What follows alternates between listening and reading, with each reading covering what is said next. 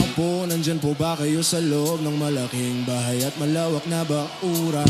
Taas na pader, pinapaligiran at nakapilang mga mamahalin sasakyan. Mga patay na laging bulong ng bulong, wala namang kasal pero marami ang nakabarong. Lumakas man ang ulan ay walang butas ang bubong, mga plato at kutsara na di kilala ang tutong at ang kanin ay siputi ng gatas na nasa kahon. At kahit na di pasko sa lamesa ay maihamon. Ang sarap sigurong manirahan sa bahay na ganyan. Sabi pa nila ay dito mo rin matatagpuan ang tao na nagmamayari ng isang upuan, na pag may pagkakatao ay pinagagawan. Kaya naman di niya pinakakawalan, kung makikita ko lamang siya ay aking sisigawan. Ayoko na nakaupo, subukan nyo namang tumayo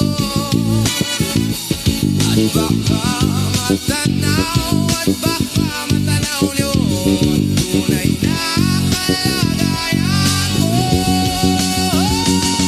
Mawalang galang lang po sa taong nakaupo. Alam nyo bang talkakal ng bigas namin ay di puno? Ang dingding ng bahay namin ay pinagtagpi-tagping yeros. Ang gabi ay sobrang init na tumutunaw ng yelo na di kayang bilhin upang ilagay sa inumin. Pinakulong tubig sa lumang takuring uling-uling gamit ang pangatong na inanod lamang sa estero na nagsisilbing kusina sa umagay aming banyo. Ang aking inay na may kayamanang isang kaldero na nagagamit lang pag ang aking ama ay sumweldo. Pero kulang pa rin, ulam na tuyo tasin ng 50 pesos sa magapoy pagkakasyahin. Di ko alam kung talagang maraming harang o mataas lang ang bako doon. Nagbubulag-bulagan lamang po kayo kahit sa dami ng pera nyo. Walang doktor na makapagpapalinaw ng mata nyo. Kaya huwag kang masyadong halata, bato-bato sa langit.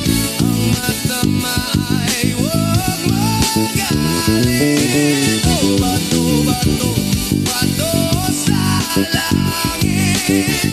Ang matama ay huwag masyadong halata.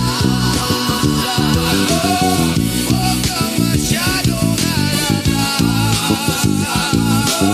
Huwag kang masyadong halata.